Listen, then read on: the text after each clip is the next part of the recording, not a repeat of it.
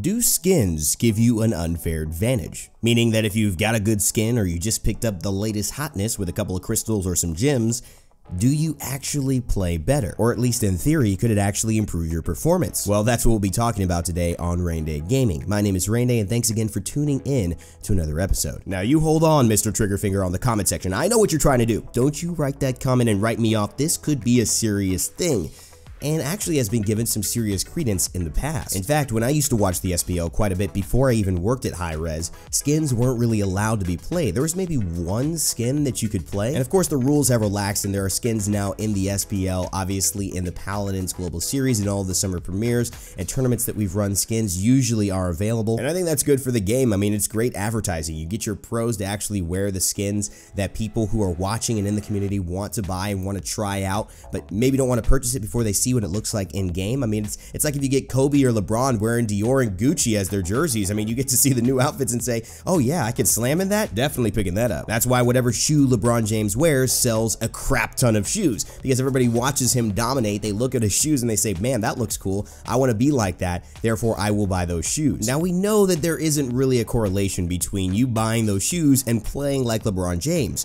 But is there a slight assistance that those shoes can give you? Maybe there is something to those shoes to where they help you be a little bit more comfortable. Maybe they have more ankle support. Maybe they actually have a little bit more buoyancy and allow you to run for longer distances without your feet being tired. In essence, though they won't make you LeBron James, could those shoes actually improve your performance? And I think the answer is clearly yes, it is possible. Now, those shoes are in the real world. You can actually walk faster or walk slower or be more comfortable or be less comfortable as a result of what shoes you're actually wearing. Whereas in a video game, it's simply cosmetic. It's not actually changing the movement speed of your character. Doesn't make you aim better, doesn't make you position better. You're still the same exact person, but you look different. How can something that gives me no actual benefits that I can tangibly see improve me in a tangible way? This video is not necessarily about a tangible improvement, but it is about an improvement because a lot of things that happen in our world are not tangible, meaning they're not something that I could write down. They're not something I can hold in my hand. They're not something I can claim on my taxes at the end of the year. For example, let's take a look at confidence. How can you measure confidence in the real world? It's not something that you put on a piece of paper. It's not something that everyone can give you points for. He's got 7.79 confidence points. It's just something that you have. It's something that people feel. It's something that you feel.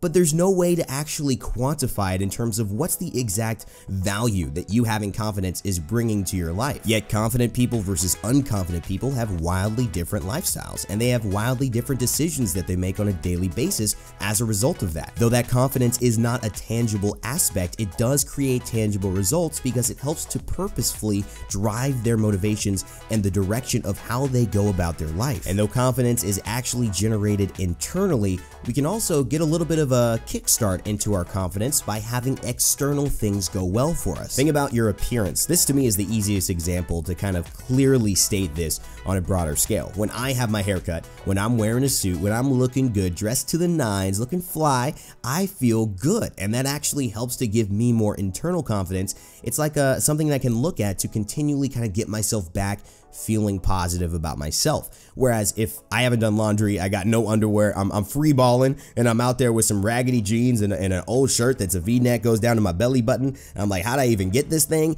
I'm looking a little bit around the corners. I'm like, I don't want to see anybody important today. We all know this feeling when we have a crush. We want to look good, we want to get the haircut, we want to show them our best selves, and when you do, that's great. When you don't, that's really bad. And so that's an external thing. Just by what you're wearing, that changes your motivations, changes the way that you move around the world, and changes how good you feel about the success you're going to have that day. Now, a lot of people don't care. I'm not saying this is everybody, but I think a lot of people can relate and look to that and say, yeah, if somebody's wearing a suit, they got their hair cut, they've got great clothes on, they could probably feel a little bit more confident than if they were wearing absolutely the worst outfit in their wardrobe and then came to work. Another good example, because I'm from LA, I have friends who have just gotten these lives from their parents that are really, really well off. And so they'll show up to places, nice restaurants, good clubs that we're hanging out in a Mercedes, in a Ferrari, in an Aston Martin, in a Jaguar, in these cars that, you know, you pull out in and you feel pretty badass.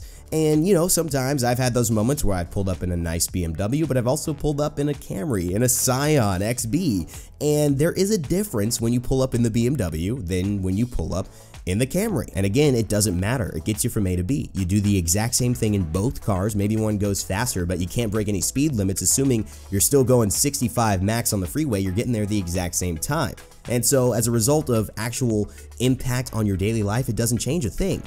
But it does make a difference. Now, if you've been listening, you can kind of see where I'm going with this thought train, right? If we're looking at cosmetics, we're looking at these things that don't change our actual performance, but change the way that we look, we can have an internal impact on ourselves that makes us then act differently, that actually has real world results, because we are behaving differently in accordance with things that are giving us confidence. The big question, the big stretch is, can this apply to the digital world? I'm not saying that it can, but I think this is an interesting topic that came to me the other day. Does buying the new skin, the new Mad Love Cupid skin, make you actually have a better performance for reasons other than, you know, just improving your aim or making you suddenly an insanely smart Smite player? We know a skin won't affect that, but can it affect your focus? Maybe you're more intentional about what you're doing because you're more aware that you just spent money on a skin. Maybe you're more invested in Smite, and maybe what that has caused you to do, because you put your own money where your mouth is to get the skin, is you've looked up a Cupid build, and then you have thus gone in with more intention on what you need to do. Maybe you're more focused on your role. You're not just running around trying to get kills. You're actually really trying to play the right way. And maybe it's not focus, maybe it's not intention, maybe it's not looking up a build, but maybe it's just confidence.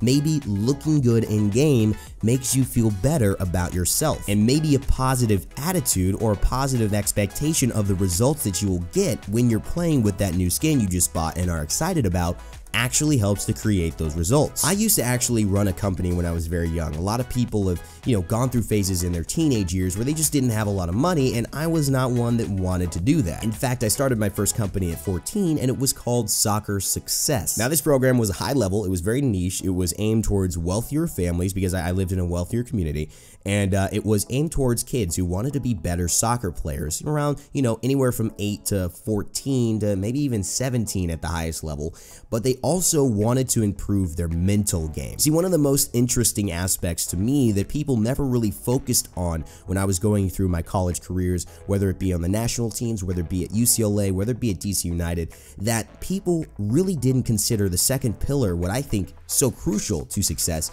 is being equal to physical training. That second pillar is mental training. It's attitude, it's perspective. The program was all about combining visualization and affirmations in the mental part of the game while improving the physical part of the game. So they got my physical training, but they also got the mental training, so they got the best of both worlds. Now, not only did I have a lot of this visualization, a positive affirmation kind of experience in my background, working with people and working with myself in my athletic career, so I knew the results were real, but it also came to fruition because of the fact that a lot of people didn't understand these very basic principles of how athletes perform. There was actually a study we used to quote that was fascinating to me. It described 3 different groups who had the task of practicing and shooting free throws. Now, one group actually went and shot 100 free throws physically. Another group went and actually sat on the bleachers and shot 100 free throws in their mind. Another group went and shot 100 free throws physically and then sat on the bleachers and shot 100 free throws in their mind. So you got those who did the physical training, you got those who did the mental training, and you had those who did both. It probably is no surprise to you that those who did the best did the physical and the mental training. But what surprised me, and what may surprise you, is that those who practiced 100 free throws physically actually had about the same average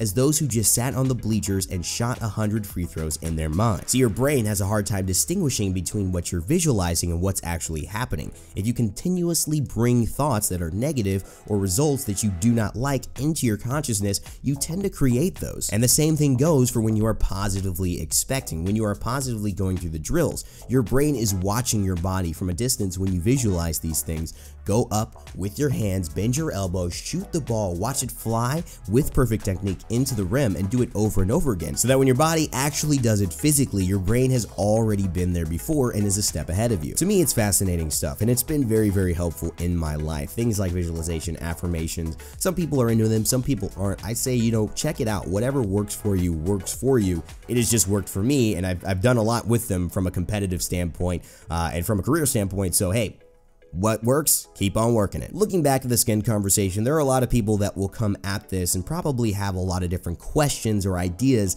about what the factors could be at play. Whether it's, hey, that skin is cool, so everyone's going to be focusing on you a little bit more, whether they know it or not, subconsciously, because that's just a skin that is more alerting than your normal skin. Or maybe you have more success because people are used to seeing hearts instead of potions. They don't realize that you running into a potion right away means that you're going to be able to outtrade them with that 200 extra health it's going to apply. Maybe there's a part of them that just is so used to the usual heart that comes from Cupid's abilities instead of this new potion that they relax when they normally wouldn't have, and you end up getting the better end of the trade. The skin size is different. I can't find his hitbox as well. The threat level indicators are totally different. I can't tell whether I'm in danger or not. These are all probably realistic reasons why a skin would have an impact, whether it be positive or negative for the player or players playing against it. But that's really easy to look at. That's kind of average to look at, in my opinion. I think a lot of people have even looked at that kind of a thing, and that's why we haven't had some skins in the SPL, because of complaints of that nature. But just like wearing a nice set of clothes can give you confidence, can wearing a skin you feel really good about, that you enjoy,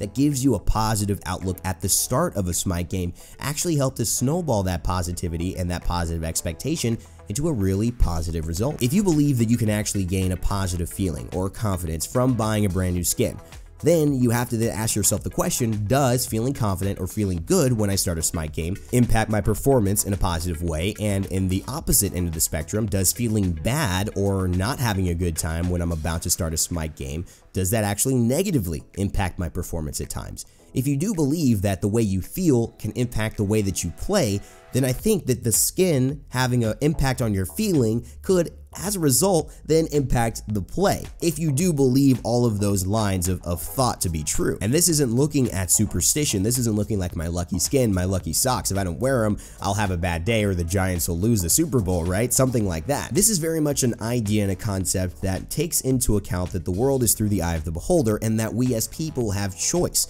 and decision about how our lives work and how we go ahead and translate the things that happen to us into experiences that we can learn from and feel good about, or into experiences we feel happen to us and we could feel bad about because we are the victims of the world. There will inevitably be people who think that the world happens to them. And so when your teammate goes 0-10, or that Circuit consistently ganks you out of the jungle and you've got all of your relics down, you'll pretty much say that there's nothing you could have done about that. Of course, this skin isn't improving or changing my performance whatsoever. And I ain't mad at you if you feel that way, but I am very curious, and I do think there may be some ideas to be explored here about the concept of feeling good, feeling confident, and feeling like you look good in the game that can lead to an overall more positive atmosphere, more engagement in the game, which may result in just more awareness of the map, may result in more concentration in your lane that could snowball into an actual lead, that could end up winning you the game and causing you to have a better play experience. Of course, the most interesting part of this video is not what I've said, but it's going to be the comment section and the arguments down below.